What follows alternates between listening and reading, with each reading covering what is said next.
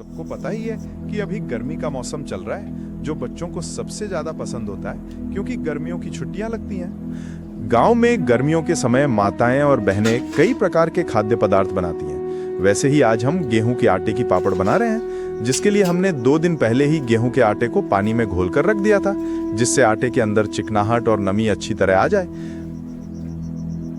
अब हमने आटे की मात्रा के हिसाब से एक बड़े बर्तन में साफ पानी को गर्म होने के लिए रख दिया है। इसके पश्चात मैं और मेरी बहन तीखी लाल मिर्च के डंठल तोड़ने लगते हैं और मिर्च को छोटे छोटे भागों में बांट लेते हैं।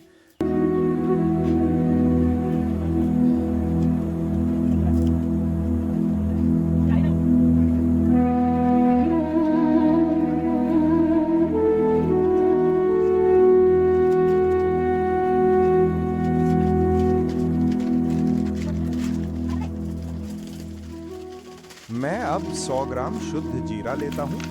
इसके साथ ही खेतों में प्राकृतिक तरीके से गाड़ी तोड़ का अभी हाथ को पांव भी दुख रखता रहा था हूँ, कि काश जिन्हें सूर्य की तेज रोशनी में अच्छी तरह सुखाया गया है। ये सब पूरी तरह प्राकृतिक, सुगंधित और शुद्ध होते हैं। अब मैं और मेरी बहन धनिया के बीजों को सावधानी पूर्वक अलग कर लेते हैं ताकि वे साफ और उपयोग के लिए तैयार हों।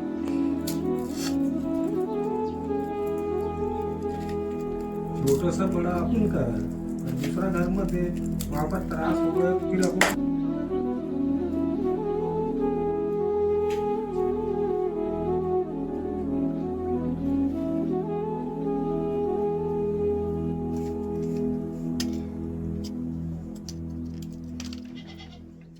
हम फिर से गांव के पारंपरिक चूल्हे के पास आ गए हैं, जहां मेरी बहन गाय के उपले और कुछ सूखी लकड़ियों की मदद से चूल्हे में आग को धीरे धीरे सुलगाकर सामान्य रूप से जलाए रखे हुए है।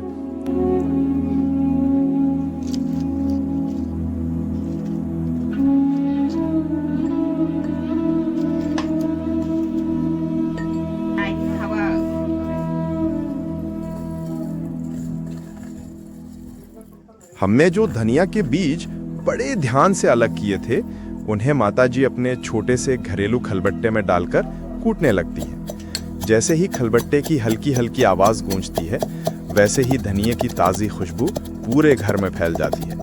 उस सुगंध में घर का अपनापन और माँ के हाथों का स्वाद साफ महसूस होता है, मानो हर कुटे हुए दाने में प्यार बसा हो।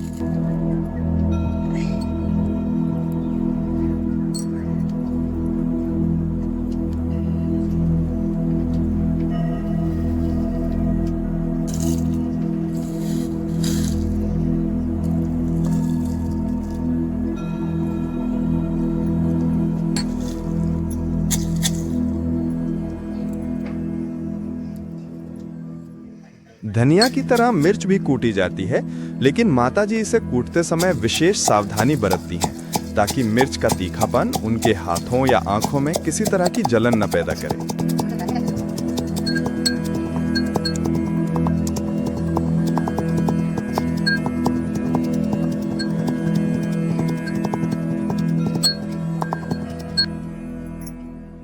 सभी मसाले तैयार होने के बाद स्वादानुसार नमक भी डाल दिया जाता है। फिर जो गेहूं का आटा भिगो कर रखा होता है, उसे अच्छी तरह एक करछी की मदद से घोल लिया जाता है। हमने जो पानी पहले गर्म किया था, उसमें से लगभग 2 लीटर पानी हम अलग निकालकर एक बर्तन में रख देते हैं ताकि वो आगे किसी अन्य काम में उपयोग आ सके। इसके बाद छोटी बहन और माताजी मिलकर आटे के घोल को सावधानी पूर्वक उस भगोने में डाल देती हैं, जिसमें बाकी गर्म पानी रखा हुआ होता है।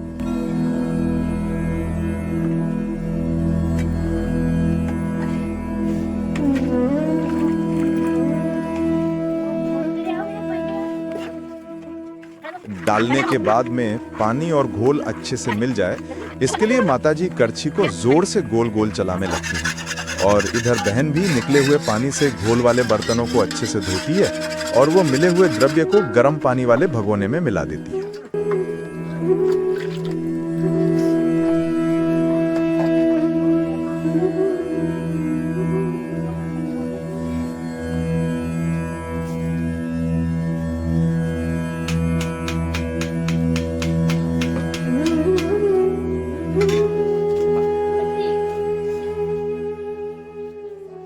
घोल के गोले ना बने, इसके लिए माताजी करछी को घुमाती ही रहती हैं।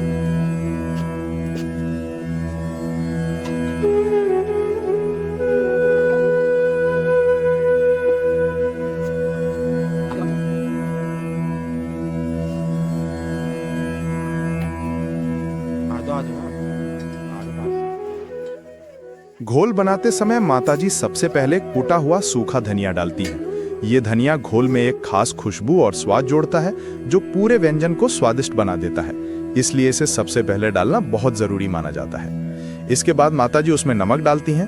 नमक हमेशा स्वाद के अनुसार ही डाला जाता है ताकि घोल ना ज्यादा फीका लगे और ना ही ज्यादा नमकीन। सही मात्रा में डाला गया नमक बाकी सभी मसालों के स्वाद को भी संतुलित करता है। फिर बारी आती है लाल मिर्च की। माताजी उसमें लाल मिर्च भी मिलाती हैं जिससे घोल में हल्की तीखापन आ जाता है और उसका स्वाद और भी बढ़ जाता है। लाल मिर्च न केवल तीखापन देती है बल्कि घोल के रंग को भी आकर्षक बनाती है। इस तरह सभी मसालों को अच्छी तरह मिलाकर घोल तैयार किया जाता है जो स्वाद में लाजवाब और खुशबूदार होता है।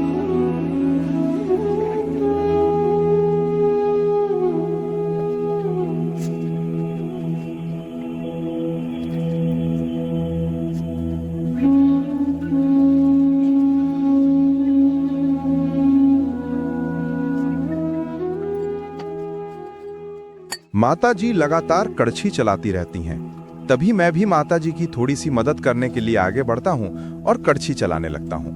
लेकिन ये काम जितना आसान दिखता है उतना वास्तव में होता नहीं है। उपलों से निकलने वाला धुआं सीधे आंखों में चला जाता है जिससे आंखों में बहुत जलन और दर्द होने लगता है। फिर भी मैं माताजी का हाथ बटाने की कोशिश करता रहता हूं क्योंकि उनके साथ काम करने में एक अलग ही सुकून और अपनापन महसूस होता है। इसके बाद तैयार किए गए घोल को साफ और सूखे बर्तन में भर लिया जाता है। फिर इस बर्तन को ऐसे खुले स्थान पर ले जाया जाता है जहां पर ताजी हवा और सूर्य की पर्याप्त रोशनी आसानी से पहुंच सके। खुले स्थान का चयन इसलिए किया जाता है ताकि पापड़ जल्दी और अच्छे तरीके से सूख सकें। इसके बाद एक साफ और पतली पॉलिथीन या प्लास्टिक शीट को समतल जमीन पर बिछाया जाता है। ध्यान रखा जाता है कि पॉलिथीन पूरी तरह साफ हो और उस पर कोई धूल या गंदगी न हो। अब एक चम्मच की सहायता से घोल को थोड़ी थोड़ी मात्रा में लिया जाता है और पॉलिथीन पर डाला जाता है। घोल डालने के बाद चम्मच से उसे धीरे धीरे गोल आकार में फैलाया जाता है। इस प्रक्रिया में सावधानी रखी जाती है कि पापड़ बहुत मोटा या बहुत पतला न बने, बल्कि एक समान मोटाई का हो। इसी प्रकार एक एक करके कई पापड़ तैयार किए जाते हैं और उन्हें कुछ दूरी पर बनाया जाता है ताकि वे आपस में चिपके नहीं। पापड़ बनाने की प्रक्रिया में उन्हें पॉलिथीन पर फैलाने से पहले पानी और तेल का एक हल्का घोल तैयार किया जाता है। इस घोल को पॉलिथीन की सतह पर अच्छी तरह लगाया जाता है। ऐसा करने से पॉलिथीन चिकनी हो जाती है और पापड़ उस पर चिपकते नहीं हैं। इससे पापड़ आसानी से सूख जाते हैं और बाद में उन्हें बिना टूटे या फटे पॉलिथीन से अलग किया जा सकता है।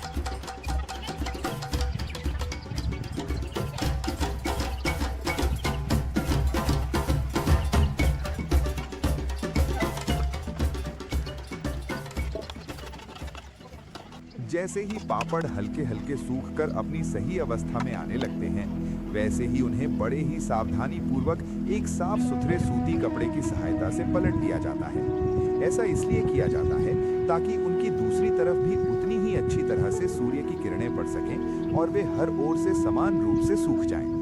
धूप में सूखते हुए ये पापड़ न केवल देखने में आकर्षक लगते हैं, बल्कि इनमें एक पारंपरिक मेहनत और स्नेह की झलक भी दिखाई देती है।